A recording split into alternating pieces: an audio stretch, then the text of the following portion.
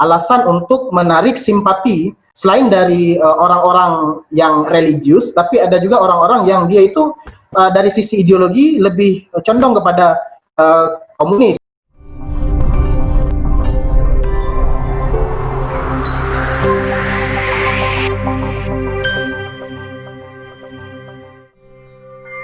Saya kira sebelum kita masuk ke pertanyaan, saya minta satu tanggapan penangkap lagi ya.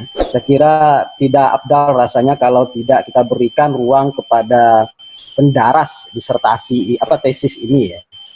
Oleh karena itu saya minta waktunya Pak Hafaz Furqani. Saya berimajinasi paling tidak ada argumen-argumen indah yang keluar ketika Pak Hafaz mendaras disertasi Pak Teguh Murtazam ini. Oleh karena itu saya mintalah semacam tausiah dia terkait dengan pandangan-pandangan Hos Cokroaminoto ini, terutama dalam konteks ya.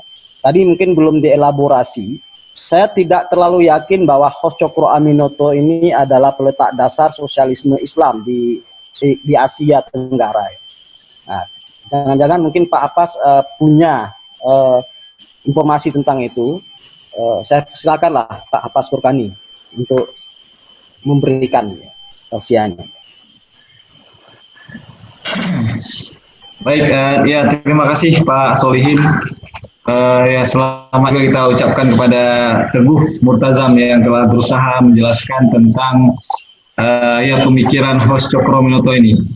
Jadi mungkin apa yang disampaikan oleh Pak Solihin tadi saya juga tidak bisa memberikan jawaban ya.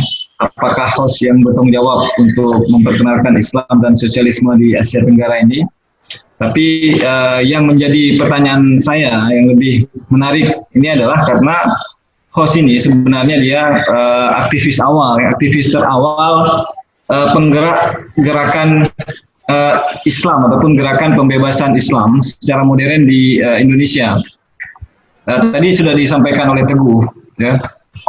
Syarikat Islam ini lahir itu lebih awal daripada Budi Utomo. Nah, artinya kesadaran untuk melawan kolonialisme itu lebih dulu digerakkan oleh Hos dan teman-teman beliau yang ada di dalam syarikat Islam dibandingkan dengan Budi Utomo. Nah, saya agak sedikit menggelitik ataupun menjadi pertanyaan bagi saya, mengapa Hos tidak langsung saja mengatakan bahwa gerakannya ini gerakan Islam ya, tanpa harus mencari sangkutan yang lain. Nah, di sini kan host mencoba mencari sangkutan lain ya. Artinya host membawa Islam tapi agak kelihatan sedikit malu-malu. Jadi beliau mencantolnya dengan sosialisme di sini. Nah, apakah ini bagian dari siasat beliau ataupun strategi beliau untuk menggalang kesadaran waktu itu, ataupun apa sebenarnya yang menjadi tujuan host di sini ya. Nah, beliau mempopulerkan Islam dan sosialisme melalui syarikat Islamnya, dan itu beliau turunkan kepada anak-anak murid ataupun kader-kader beliau ya, yang kemudian dari situ ada banyak varian yang lahir dibawa oleh masing-masing kader. Nah, di sini saya coba cari-cari jawaban ya, kira-kira mengapa demikian? Mengapa host tidak langsung membawa gerakan beliau ini, beliau namakan sebagai sistem Islam ataupun sistem ekonomi Islam, tapi lebih kepada Islam dan sosialisme di sini ya. Nah, ini yang menjadi pertanyaan. Nah, saya coba cari jawaban dan itu saya temukan di sini di buku Eko Supriyadi ya. Nah, di sini di buku ini buku yang ditulis oleh Eko Supriyadi, Sosialisme Islam Pemikiran Ali Syariati. Nah, ada beberapa lembar, beberapa halaman beliau mengkaji mengenai host ya. Nah, di samping itu beliau coba melihat Ali Syariati di sini, tokohnya Ali Syariati. Mengapa Ali Syariati juga membawa Islam dan sosialisme ini dalam gerakan revolusi di Iran? Mengapa tidak dibawa gerakan Islam saja untuk melawan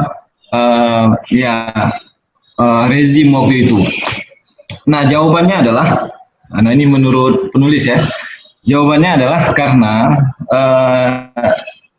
host mungkin ya dan juga mungkin Ali Syariati ataupun ilmuwan-ilmuwan lain yang terlibat di dalam penulisan Islam dan sosialisme seperti Said Qutb juga, Mustafa Sibai. Nah, bagi mereka tidak semua, bagi mereka Islam itu memang kafah ya, tapi Islam ini juga banyak varian-variannya. Nah, Islam mana yang lebih bisa membawa kita untuk melawan kapitalisme? Nah, di sini mohon maaf, sini sudah azan, tapi saya tanggung, saya jelaskan saja. Di mana aja kita baru azan Isya ini. Nah, jadi Islam mana? Ali Syariati mengatakan di sini ya, Ali Syariati mengatakan Islam mana yang bisa kita bawa. Nah, Islam juga banyak modelnya. Apakah Islam model Abu Zar misalnya, ataupun Islam model Utsman bin Affan di sini beliau sampaikan, ataupun Islam model Marwan bin Hakam. Nah, yang menjadi pilihan Ali Syariati dan penggagas Islam dan sosialisme ini adalah Islam model Abu Zar Al-Ghifari. Nah, saya pikir Host Cokroaminoto juga demikian ya. Ketika Host Cokroaminoto memperkenalkan Islam di dalam gerakan kemerdekaan, gerakan membangun kesadaran bangsa waktu itu, juga mencari-cari kira-kira Islam, dimensi Islam yang mana yang cocok untuk menggalang kesadaran dan kemudian melawan kolonialisme. Nah, sehingga kelihatannya itu bisa disatukan dengan sosialisme ya, untuk melawan kolonialisme. Jadi Islam gaya sosialisme ini bisa dijadikan dasar ataupun landasan untuk melawan kolonialisme ataupun kapitalisme itu. Nah, jadi di sini lebih kepada memilih model Islam yang mana ya, ataupun gaya Islam yang mana untuk melawan itu semua. Nah, kemudian mungkin ya jawaban yang kedua adalah karena kita lihat kembali organisasi yang dibawa oleh Cokroaminoto. Host di sini membawa organisasi yang bernama Serikat Islam. Nah, jadi dari namanya saja itu syarikat ya.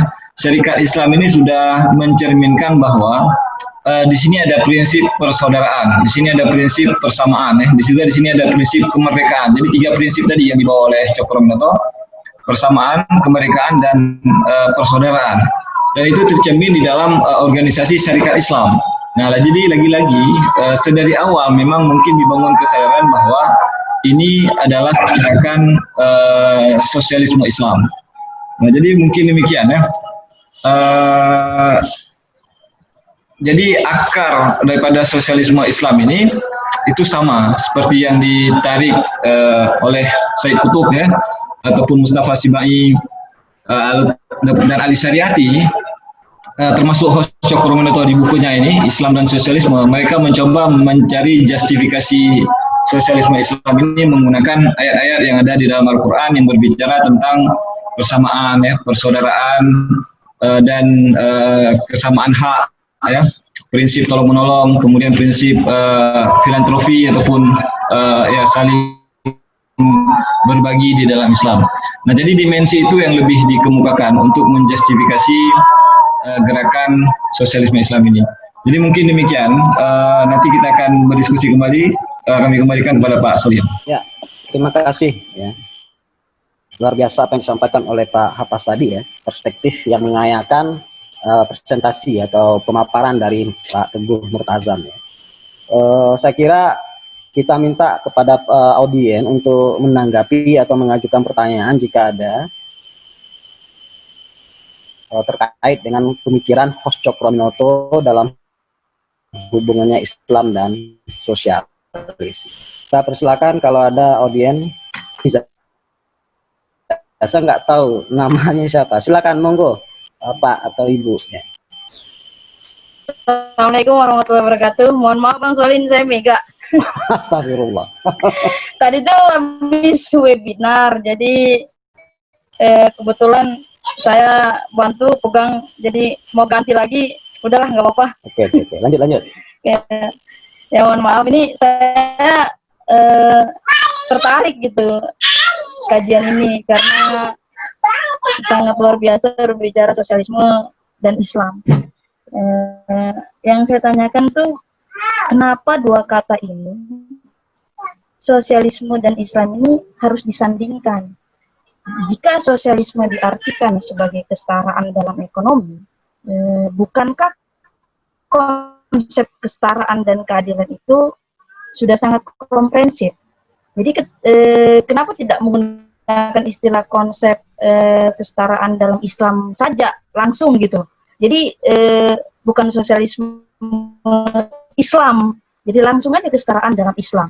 Sebab konsep dan istilah sosialisme itu bersumber dari ajaran Marxisme, di mana kesetaraan dan keadilan menurut Marx itu bersumber dari akar epistemologi materialis dan empiris, di mana kebaikan dan kebenaran dalam ajaran ini, kebaikan, kebenaran, dan keadilan itu hanya diukur secara materi dan biologis. Sementara dalam Islam, keadilan dan kebenaran itu sifatnya absolut dan berorientasi kepada Tuhan atau keadilan. Nah, sementara sosialisme berorientasi pada perut dan seksual. Nah, inilah pertanyaan saya yang sangat saya selalu menanyakan dalam diri ketika membaca pemikiran host ini yang menyandingkan antara kata sosialisme dan Islam. Nah, begitu mungkin Bang Adi, Bang Solihin. Oke, terima kasih Bu Mega Oktaviani.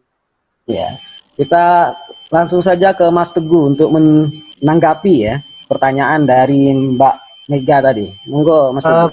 Baik, terima kasih Pak Muhammad Salihin, Pak Hafaz dan Ibu Mega.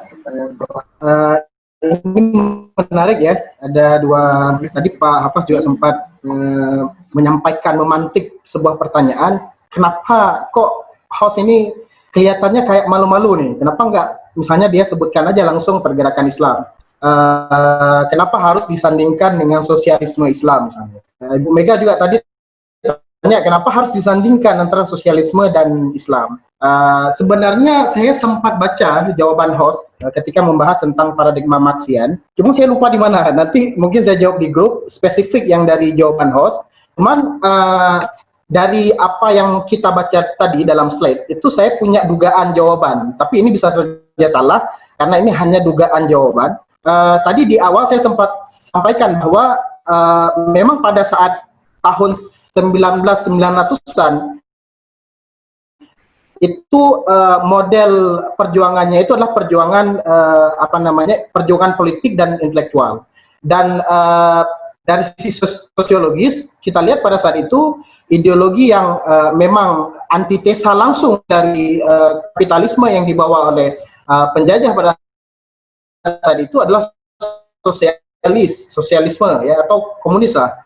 Sosialisme dan Islam ini lebih pada alasan politis, alasan untuk menarik simpati selain dari orang-orang yang religius, tapi ada juga orang-orang yang dia itu dari sisi ideologi lebih condong kepada komunis. Misalnya tadi murid-murid murid-murid dari host itu ada yang cenderung langsung ke komunis. Nah, segmen orang-orang seperti ini yang ingin digait oleh host dengan gerakan politiknya, sehingga mereka bisa bersama-sama kemudian berusaha untuk berjuang membebaskan bertentangan secara langsung apple to apple dengan ideologi sosialisme. Tapi memang host sempat secara teoritis ya, itu sempat menjawab dalam buku ini. Cuma saya nggak tahu lagi tadi di mana. Saya mau lihat, saya sudah coba cari-cari nggak dapat. Mungkin nanti saya jawab di WA. Jadi kira-kira jawabannya seperti itu. Mungkin ini sekaligus juga menjawab pertanyaan dari Bu Mega tadi ya.